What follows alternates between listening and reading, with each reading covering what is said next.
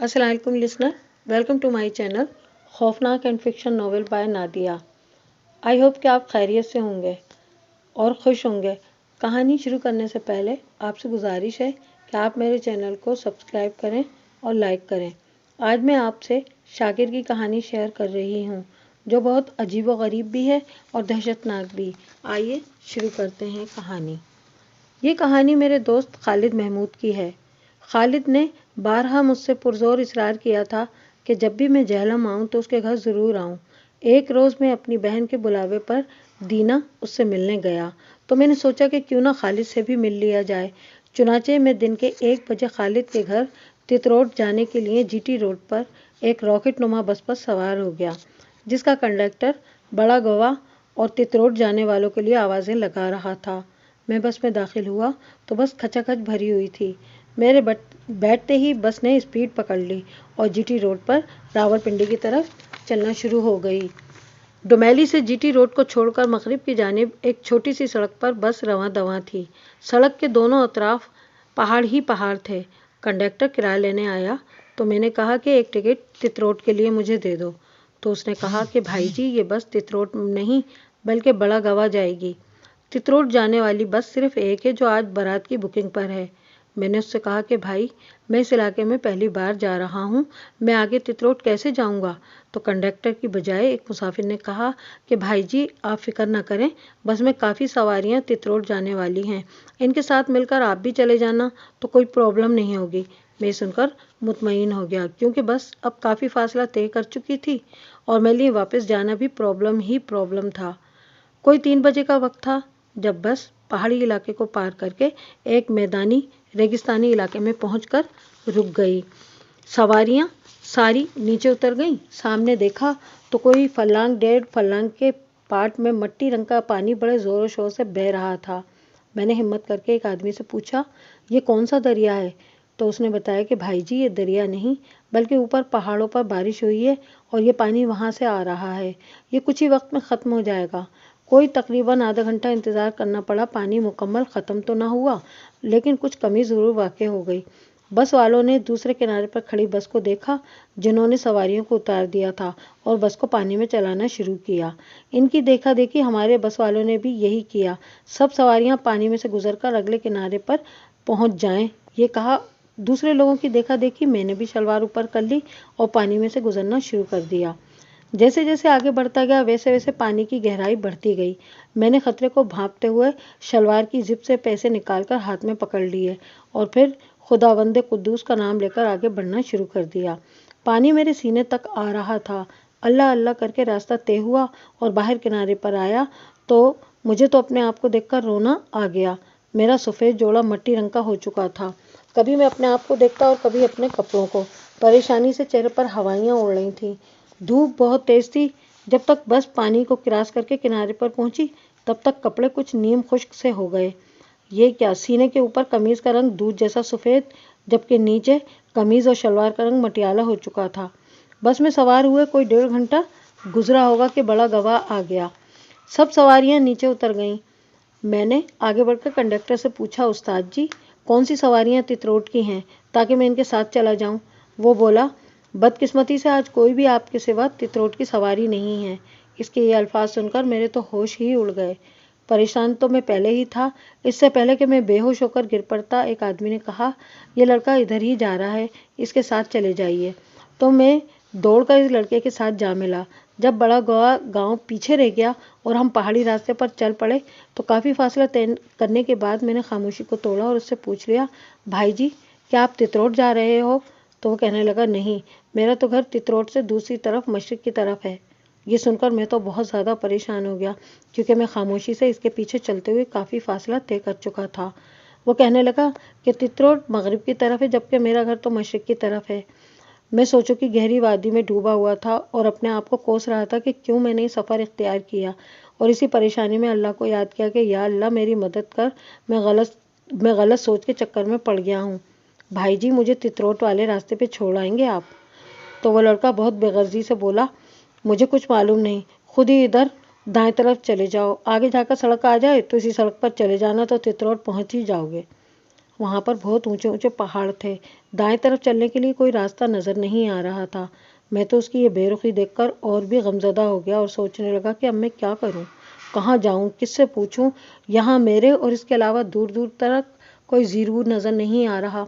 इसके साथ चलते हुए थोड़ा सा अपने अंदर हिम्मत पैदा करते हुए मैंने कहा, भाई जी बुरा महसूस ना करें तो मैं यहाँ अजनबी हूँ और इधर के रास्तों से वाकिफ भी नहीं हूँ। मेहरबानी करें मेरे साथ थोड़ी दूर चलकर मुझे दुरुस्त और सीधे रास्ते पर पहुँचा दें, इसका अजर अल्लाह ताला आपको ज़रूर देगा। वो बोला, मैं पहले ही आपकी वजह से काफ़ी दूर निकल आया हूँ, अब मुझे काफ़ी फासला तय करना पड़ेगा। मैंने आपको पहले ही बता दिया है, लिहाजा खुद ही हिम्मत करके दाएं तरफ चले जाओ, थोड़ी तगोदो के बाद सड़क पर पहुँच ही जाओगे। मैं उसके इस बेरुखी के जवाब पर हैरान और शुजता रह गया, लेकिन हिम्मत फिर भी न हारी। फिर मैंने उससे कहा कि तुम यहाँ के बाशिंदे हो या कहीं और जगह के रहने वाले हो? तो वो कहने लगा, मैं तो यहीं का रहने वाला हूँ और लाहौर से आ रहा हूँ। पीटीसी प्राइमरी टीचर कोर्स में दाखिले का मुझे मसला दरपेश था। वो कैसे? दरअसल मैट्रिक में मेरे नंबर मार्क कम आए हैं, इसके लिए Punjab civil secretariat education department में दरख्वास्त देकर मंजूरी लेना पड़ती है। उस लड़के ने कहा। मैंने उससे कहा कि ताली देखो दोनों हाथों से बजती है, अगर तुम मेरी मदद करोगे और मुझे सड़क तक छोड़ आओगे तो मैं पीटीसी में दाखिले के लिए तुम्हारी मदद कर सकता हूँ। पहले जो मेरे साथ सीधे मुंह बात करना भी गवारा नहीं कर रहा था, एकदम ये सुनकर चलते चलते रुक गया और कहने लगा कि आप मेरी मदद कैसे कर सकते हैं? मैंने कहा, आपकी दरख्वास्त पीईसी नेशनल एजुकेशन डिपार्टमेंट में जिस कमरे में जमा होती है, वो अगर आपका नाम लेकर आगे रवाना कर देंगे तो तब आपको दाखिला मिलेगा। तो मैं इस सेक्शन में 1 साल तक रह चुका हूँ। मैंने इसकी रजामंदी पर पीईसी सेक्शन के इंचार्ज अंडर सेक्रेटरी प्रोफेसर मकबूल अहमद साहब और स्टेनोग्राफर जनाब चौधरी लियाकत अली के नाम लेटर लिख दिया कि इस बच्चे की हेल्प कर दें। जब मैंने इसे ये रुका लिख कर दिया तो बहुत खुश हुआ और कहने लगा कि भाई जी मैं अपने रवैये पर नादिम हूँ, अगर आप मेरे साथ मेरे घर मेरे मेहमान बनना चाहें तो मोस्ट वेलकम। मैंने कहा, भाई जी देर आए दुरुस्त आए, आपका शुक्रिया, आप मुझे बस तितरोट जाने वाली सड़क पर छोड़ आएं। उसने कहा, ठीक है।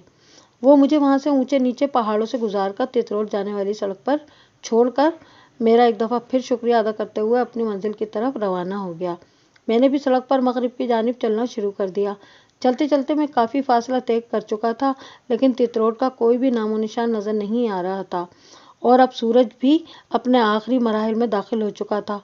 चलते हुए रास्ते में मुझे एक चरवाहा मिल गया जो अपनी भेड़ बकरियों को लिए वापस घर की तरफ जा रहा था।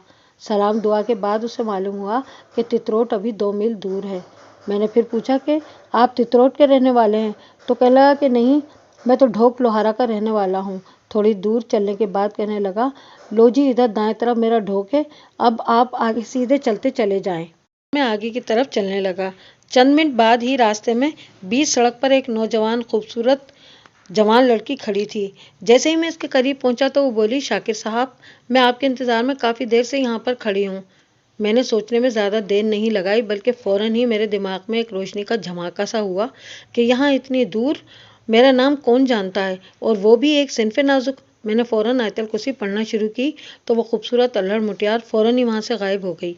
इधर सूरज आहिस्ता आहिस्ता गुरूब होता जा रहा था। यूँ लगता था जैसे पहाड़ों के पीछे छुप रहा है। इधर मैं भी अपनी मंजिल के करीब पहुंच गया। गांव तो अभी भी मुझे नज़र नहीं आ रहा था, अलबत्ता मैदान में एक कुआं था जिस पर कोई तकरीबन 20-25 लड़कियां पानी के घड़े भर रही थीं। मैं डरते डरते इनके करीब पहुंचा और इनको सलाम करने के बाद कहा, मैंने खालिद महमूद आजिज़ खोकर के यहाँ जाना है। साथ ही मेरी नज़रें जो उठी तो वही लड़की, वही अल्लड़ मुटियार जो बीच सड़क पर खड़ी मिली थी, मुझे मेरे नाम से पुकार रही थी और एक तरफ खड़ी मुझे देखकर मुस्कुरा रही थी। मेरी नज़रें जब उससे चार हुईं तो मैं इसे देखकर ठिठक कर रुक गया। ये मुझसे पहले ही यहाँ पहुँच गई। मैंने आहिस्ता आहिस्ता एक बार फिर आयतल कुर्सी पढ़ना शुरू की तो वो फिर वहाँ से खिसक गई, यानी गायब हो गई। और खालिद महमूद के बारे में पूछने पर एक लड़की ने कहा, भाई जी वो जो सामने आदमी जा रहा है इससे जाकर पूछ लें, वो आपको बता देंगे। साथ ही उस लड़की ने ज़ोर से बुलंद आवाज़ में पुकारा, चचा रहीम ये मेहमान आया है, इनको अपने साथ ले जाना। चचा रहीम लड़की की आवाज़ सुनकर रुक गए। मैंने कहा शुक्रिया और चचा रहीम के पास पहुंच गया। उनको सलाम करने के बाद कहा कि मैंने खालिद महमूद खोकर के घर जाना है। तो वो कहने लगा, बरखुरदार खालिद महमूद खोकर यहाँ नहीं है, बल्कि ये तो मुस्लिम शेख है, वो देखो सामने उनका घर है, चलो मैं खुद तुम्हें वहाँ छोड़ आता हूँ। तो वो मेरे साथ हो लिए। घर के करीब पहुँचे तो मैं क्या देखता हूँ کہ ایک لائن میں 4-5 کمروں پر مشتمل کھلے میدان میں ایک ہی گھر تھا۔ اس کے ارد گرد اور کوئی گھر نہیں تھا، بلکہ اس گھر کی 4 دیواری بھی نہیں تھی۔ صحن میں ایک نوجوان لڑکی برتن دھونے میں مصروف تھی، تو دوسری طرف کچھ فاصلے پر گاؤں کی مسجد سے مغرب کی اذان ہو رہی تھی۔ اذان ختم ہوئی تو چچا رحیم نے برتن دھونے والی لڑکی سے مخاطب ہوتے ہوئے کہا، بیٹا صوبیدار صاحب کدھر ہیں؟ چچا وہ گاؤں گئے ہیں، ابھی آتے ہی ہوں گے۔ تو پھر بیٹا یہ آپ کا مہمان ہے، لڑکی بولی۔ بسم اللہ، خوش آمدید بھائی جان، اور ایک چارپائی کی طرف اشارہ کر کے کہا کہ بیٹھ جائیں۔ میں نے چارپائی پر بیٹھتے ہوئے کہا کہ بہن خوش رہو، جیتی رہو، بھلا ہو آپ کا۔ چچا کہنے لگے، اچھا بیٹا میں چلتا ہوں۔ میں نے ان کا شکریہ ادا کیا۔ اتنے میں اس لڑکی نے مجھے لا کر پانی پلایا تو میں نے کہا، بہن وضو کے لیے پانی چاہیے، تو اس نے وضو کے لیے پانی دیا تو میں نے وضو کیا اور نماز پڑھنے لگا۔ میں نماز سے فارغ ہوا ہی تھا کہ خالد محمود کے والد صوبیدار بھی آ گئے۔ لڑکی جو خالد محمود کی بڑی بھابھی تھی، اس نے کہا کہ ابو جی ہمارے گھر مہمان آئے ہیں۔ سلام دعا کے بعد میں نے اپنا تعارف کرایا اور بتایا کہ میں خالد محمود کا دوست ہوں۔ صوبیدار صاحب بولے کہ ہاں بیٹا شاکر بیٹا، غائبانہ تعارف تو تمہارا تھا ہی، لیکن آج ملاقات بھی ہو گئی۔ خالد محمود تو کل ہی لاہور چلا گیا تھا۔ بیٹا خالد محمود کے واپس آنے تک آپ یہاں ہی رہنا۔ میں کل آپ کو جنوب کی جانب جو بڑا پہاڑ نظر آ رہا ہے، اس کی سیر کرانے لے جاؤں گا۔ اسے ٹیلا جوگیاں کہتے ہیں۔ یہ وہ جگہ ہے جہاں رانجھا ہیر کو حاصل کرنے کے لیے جوگی بنا تھا اور اپنے کانوں میں مندریاں ڈلوائی تھیں۔ آج کل پاک آرمی کے جوان اپنی یہاں ٹریننگ مکمل کرنے کے بعد نشانہ بازی کا مظاہرہ کرتے ہیں اور اپنے ٹارگٹ پر فائر کرتے ہیں۔ رات کافی دیر تک ہم باتیں کرتے رہے۔ تقریباً 12 بجے ہم نے ایک دوسرے کو شب بخیر کہا اور سونے کی تیاری میں لگ گئے۔ نیند تو جیسے آج مجھ سے کوسوں دور تھی، پھر بھی نہ جانے کب آنکھ لگ گئی۔ میں جو نیند کی گہری وادیوں میں گم تھا کہ صوبیدار صاحب کی بلند آواز میرے کانوں کی سماعت سے ٹکرائی، شاکر صاحب اٹھو۔ میں اس اچانک افتاد پر ہڑبڑا کر اٹھا اور کہا، جی انکل کیا بات ہے؟ صوبیدار صاحب بولے، وہ سنو، گاؤں کی طرف سے 3 بجے جانے والی بس مسلسل ہارن پہ ہارن دیے جا رہی ہے۔ تم جلدی کرو، سامنے چوک پر پہنچ جاؤ، ذرا دوڑ کر جانا کہیں یہ بس نکل ہی نہ جائے۔ صوبیدار کی بات سن کر میری آنکھیں فوراً سے پہلے کھل گئیں، جنہیں میں پہلے ہی اپنی ہتھیلیوں کی مدد سے مسلتے ہوئے کھولنے کی کوشش کر رہا تھا۔ میں آنن فانن چوک کی طرف دوڑ پڑا۔ ساتھ ہی میں حیران بھی تھا، اور حیرانگی والی بات تھی بھی، کیونکہ انکل رات کو کہہ رہے تھے کہ خالد محمود کے واپس آنے تک آپ یہاں سے جا نہیں سکتے، پھر صبح میں آپ کو ٹیلا جوگیاں کی سیر بھی کراؤں گا۔ پھر انکل کو یہ کیا سوجی کہ صرف 2-2.5 گھنٹوں میں ہی ارادہ تبدیل ہو گیا۔ ابھی تو رات کا آخری پہر چل رہا تھا، اندھیرا ابھی اپنے پورے جوبن پر تھا۔ انہی سوچوں میں ڈوبا میں دوڑتا ہوا چوک پر پہنچ گیا۔ جیسے ہی میں چوک پر پہنچا تو سامنے مغرب کی جانب سے بس کی لائٹ پڑی، ساتھ ہی ہارن بھی بجا۔ میں نے ہاتھ سے رکنے کا اشارہ کیا، بس میرے قریب آ کر رک گئی۔ جیسے ہی میں بس میں سوار ہوا تو کنڈکٹر نے کہا، چلو استاد جی۔ میں نے ایک سیٹ پر بیٹھتے ہوئے پوری بس کا جائزہ لینے کے لیے اپنی نظروں کو ادھر ادھر گھمایا تو دیکھا کہ ڈرائیور کنڈکٹر کے علاوہ وہی خوبصورت الڑ مٹیار بس میں بیٹھی ہوئی نظر آئی، جسے میں 2 بار آیت الکرسی پڑھ کر بھگا چکا تھا۔ ادھر کنڈکٹر نے جب یہ آواز لگائی، چلو استاد جی، تو مجھے یوں محسوس ہوا جیسے ڈرائیور نے چاروں گیئر یکبار ہی لگا دیے ہوں، کیونکہ بس چلنے کے بجائے ہوائی جہاز کی طرح ہوا میں اڑ رہی تھی۔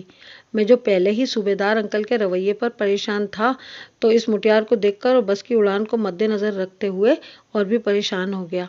دراصل درست بات اب میری سمجھ میں آ گئی کہ انکل صوبیدار کا روپ دھار کر اس لڑکی نے ہی سب چکر چلایا ہے۔ یہ بات دماغ میں آتے ہی میرے تو اوسان خطا ہو گئے، سوچنے سمجھنے کی صلاحیت ہی جیسے ختم ہو گئی۔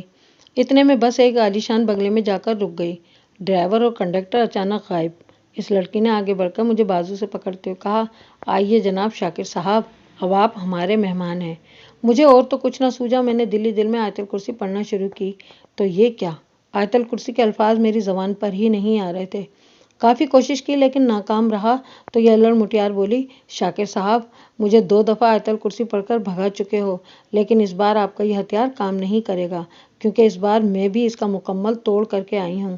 یہ الفاظ سنتے ہی میں نے دل میں اپنے مرشد کو یاد کیا اور کہا، رب کائنات کا واسطہ میری مدد کریں۔ مٹیار مجھے بازو سے پکڑ کر بس سے نیچے لائی تو اس بنگلے میں بہت ہی الگ دنیا نظر آئی۔ شادی کا سا سما معلوم ہوا۔ سامنے بہت بڑے پلنگ پر ایک بہت ہی ہیبت ناک، جس کے سر پر بہت بڑے بڑے سینگ تھے اور آنکھوں میں آگ کے شعلے نکلتے نظر آ رہے تھے، برائے جمان تھا۔ اس نے ایک قہر بھری نظر سے مجھے دیکھا تو کہنے لگا، آخر جل پری لے ہی آئی ہمارے لیے شکار کو۔ مجھے معلوم تھا اپنا مقصد پورا کرنے اور اپنی شکتیاں بڑھانے کی خاطر تم ضرور ایسا کرو گی، اور پھر اپنے ارادے میں کامیاب ہو ہی گئی۔ مجھے یہ بھی معلوم ہے کہ شکار آسان شکار نہیں ہے۔ اس نے 2 بار تمہیں بھگایا تو ہم نے تمہاری مدد کی۔ اب تمہاری ڈیوٹی ختم؟ ہاں، جتنی دیر یہ ہمارے پاس رہے گا اتنی دیر اس کے کھانے پینے کا بندوبست تم نے کرنا ہے۔ یہ کہہ کر اس نے تالی بجائی تو 4 ہٹے کٹے بڑے بڑے ہیبت ناک مکروہ چہروں والے جن حاضر ہو گئے۔ جی سرکار، خادم حاضر ہیں۔ وہ بولا، دیکھو جل پری ہمارے لیے شکار پکڑ کر لائی ہے۔ جل پری کو تو اس کا انعام ضرور دوں گا، مگر تم اس شکار کو یہاں سے لے جاؤ، کیونکہ آج کے جشن کا تو پہلے ہی بندوبست ہو گیا تھا۔ اسے اگلے جشن تک قید خانے میں ڈال دو۔ جیسے یہ مکروہ چہرے میری طرف بڑھے اور انہوں نے مجھے اپنے شکنجے میں جکڑ لیا۔ ڈر کے مارے مجھے یوں لگا جیسے میرے جسم سے روح ہی پرواز کر گئی ہو۔ میرا پورا وجود کانپ رہا تھا اور پسینے سے تربتر تھا۔ یوں لگتا تھا جیسے کپڑوں سمیت مجھے نہر میں ڈبکیاں لگوا کر نکالا گیا ہو۔ پھر میں ہوش و حواس سے بیگانہ ہوتا گیا۔ معلوم نہیں میں کتنی دیر کتنا وقت بے ہوش رہا۔ جب ہوش آیا تو پانی کا جگ اور گلاس کے ساتھ خشک میووں سے بھری ہوئی پلیٹ قریب ہی پڑی ہوئی تھی۔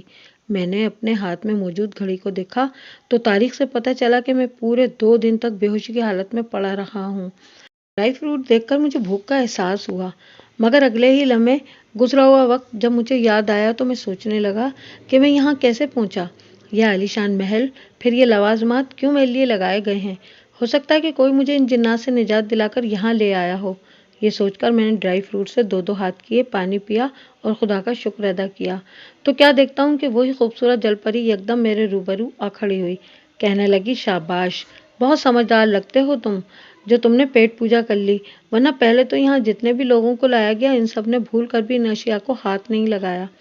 میں نے کہا، ٹھیک ہے، میں سمجھدار ہوں یا نہ سمجھ، تم مجھے یہ بتاؤ کہ مجھے یہاں کیوں لے کر آئی ہو؟ تمہارا مجھے یہاں لانے کا مقصد کیا ہے؟ میں نے اپنی ماورائی طاقتیں بڑھانے کے لیے تم کو اپنے گرو کے سامنے پیش کر دیا ہے۔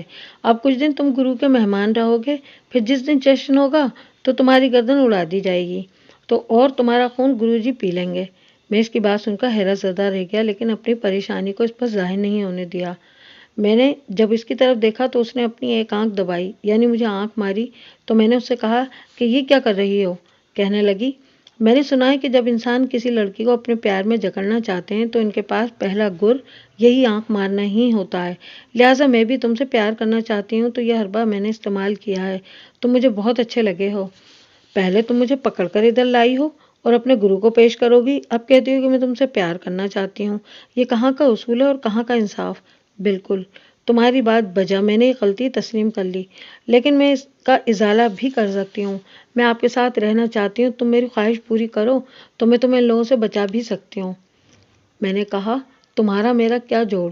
تم آگ ہو اور میں مٹی۔ تم یہ بات بھول رہے ہو کہ تم انسان 4 چیزوں سے مل کر بنے ہو۔ تمہارے اندر یہ چاروں چیزیں مٹی، پانی، آگ اور ہوا موجود ہے، تو پھر یہ جوڑ بن سکتا ہے۔ نہیں، میں یہ برا کام نہیں کر سکتا۔ میں نے سوچا، یہ مجھے ان لوگوں سے بچانے کی بات تو صرف اپنا مقصد پورا کرنے کی وجہ سے کر رہی ہے۔ میں نے اپنے پیر و مرشد کو یاد کیا اور ایک بار پھر آیت الکرسی پڑھنے کی کوشش کی، جس میں میں کامیاب بھی ہو گیا۔ میں نے آیت الکرسی پڑھ کر اپنے ہاتھ کی ہتھیلی کو سیدھا کرتے ہوئے اپنے چاروں طرف گھوم کر پھونک لگائی تو وہ ایک دم غائب ہو گئی۔ پھر میں نے اللہ کی عبادت شروع کر دی، یعنی قرآنی آیات جو مجھے زبانی یاد تھی وہ میں پڑھتا رہا اور اللہ کے حضور گڑ گڑا کر دعا کی کہ یا اللہ، میں اپنی غلطی کی وجہ سے یہاں آ کر پھنس گیا ہوں۔ یا اللہ، مجھ سے جو غلطی سرزد ہو گئی ہو تو مجھے معاف کر دے اور اس مصیبت سے مجھے بچا لے۔ پڑھتے پڑھتے نہ جانے کب مجھ پر غنودگی طاری ہوئی تو یک بارگی میری ناک میں تیز خوشبو کا احساس ہوا۔ میں کیا دیکھتا ہوں کہ میرے مرشد کے ساتھ کافی تعداد میں بزرگان دین موجود ہیں۔ میرے مرشد نے مجھے پیار کرتے ہوئے فرمایا، بیٹا گھبراؤ نہیں، ہم سب یہاں تمہاری مدد کے لیے آئے ہیں، اور کہا کہ بیٹا جب یہ لوگ اپنے جشن کے روز اپنے گرو کے سامنے لے جا کر تمہاری بلی اتارنے لگیں تو تم آیت الکرسی کا ورد شروع کر دینا۔ اور پھر وہ غائب ہو گئے۔ خیر، وقت مقررہ پر گرو کے چاروں چیلے آئے اور مجھے پکڑ کر کھلے میدان میں لے گئے، جہاں کافر جنات کے گروہ اور گرو اکٹھے تھے۔ ایک طرف بڑے پلنگ پر سب سے بڑا گرو گھنٹال بیٹھا تھا۔ پہلی بار جب مجھے بس سے اتار کر اسی میدان میں لایا گیا تھا تو اس وقت میں بہت ہی ڈرا ہوا اور سہما ہوا تھا اور بہت ہی پریشان تھا، بلکہ ڈر کے مارے ہوش سے بیگانہ ہو گیا تھا۔ لیکن اب کی بار اس کے برعکس تھا، نہ تو مجھے ان سے ڈر آ رہا تھا اور نہ ہی میں پریشان تھا۔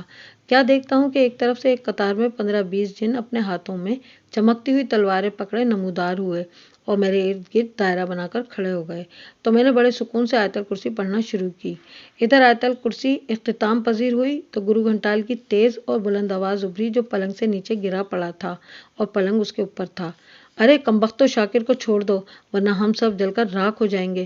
یہ دیکھو میرے سامنے کتنی زیادہ تعداد میں روحانی ہستیاں آ کر کھڑی بڑی قہر آلود نظروں سے مجھے دیکھ رہی ہیں۔ دیکھو یہ ان کے جلال کی ہی وجہ سے پلنگ سے نیچے پڑا ہوا ہوں میں ان سے مقابلہ کرنے کی ہمت نہیں رکھتا، اس لیے میں نے ان سے اپنے کیے کی معافی مانگ لی ہے اور ابھی سے لے کر ساری زندگی اس کی حفاظت کرنے کی ذمہ داری بھی اپنے سر لے لی ہے، تب جا کر مجھے معافی ملی ہے۔ اور ہاں، آئندہ تم سب نے اس کی حفاظت کرنی ہے، جو انکار کرے گا وہ مارا جائے گا۔ اس نے وہیں پلنگ کے نیچے ہی پڑے ہوئے میرے سامنے ہاتھ جوڑ کر معافی مانگتے ہوئے کہا، ہماری طرف سے آپ کو یہ 15 دن کی تکلیف اٹھانا پڑی، اس پر میں معذرت خواہ ہوں۔ امید ہے آپ مجھے معاف کر دیں گے، تو پھر میری یہاں سے گلو خلاصی ہوگی۔ میں نے کہا، معافی تب ملے گی جب جل پری کو میرے سامنے لا کر سزا دو گے جس نے مجھے یہاں پہنچایا۔ اس لیے اس نے اپنے چیلوں کو جل پری کو پکڑ کر لانے کی ہدایت کی، تو چند ہی لمحوں میں چیلے جل پری کو پکڑ کر لے آئے۔ تو میں نے بڑی حقارت سے اس کی طرف دیکھا اور کہا، دیکھو اپنے گرو گھنٹال کو، اب بتاؤ مجھے سزا ملنی ہے یا تمہیں؟ تو گرو بولا، جناب آپ جل پری کے لیے جو بھی سزا تجویز کریں گے ہم ابھی اسی وقت آپ کے سامنے اس پر عمل کر گزریں گے۔ گرو کی زبان سے یہ الفاظ سنتے ہی جل پری زور زور سے چیخیں مار کر رونے لگی، پھر میرے سامنے ہاتھ جوڑتے ہوئے میرے پاؤں میں بیٹھ کر مجھے میرے مرشد کے واسطے دے کر معافی مانگنے لگی۔ میں نے بزرگان دین کے کہنے پر ان سب کو معاف کر دیا۔ گرو نے جل پری کے ساتھ اپنے چیلوں کو بھی حکم دیا کہ شاکر جہاں جانا چاہتے ہیں انہیں فوراً وہاں پہنچاؤ۔ میں نے دینہ شہر جانے کا بتایا تو چند لمحوں ہی میں نے دینہ شہر کے مین بازار میں اپنے آپ کو کھڑا ہوا پایا۔ میں اپنی بہن نائلہ کے گھر پہنچا تو بہن کے ساتھ ساتھ سب گھر والے، چھوٹے بڑے، بہن بھائی اور والدہ صاحبہ بھی بہت پریشان تھیں۔ انہوں نے کہا کہ شاکر آپ کہاں غائب ہو گئے تھے؟ یہ اپنے کپڑوں کا کیا حشر کر رکھا ہے؟ اوپر سے آپ کی صحت بھی گری ہوئی ہے۔ میں نے آگے تتروٹ جانے کے متعلق تفصیل سے بتایا جو کچھ مجھ پر وہاں پر گزری تھی۔ تو یہ واقعہ سن کر سب کے پسینے چھوٹ گئے اور کہنے لگے، خداوند قدوس کا لاکھ لاکھ شکر ہے جس نے میرے بھائی کو بھی بچایا، اور میں ان بزرگان دین کی بھی بے حد شکر گزار ہوں جنہوں نے میرے ویر کی مدد کی۔ اور اس کے بعد میں 2 دن دینہ میں رہنے کے بعد گھر واپس آ گیا۔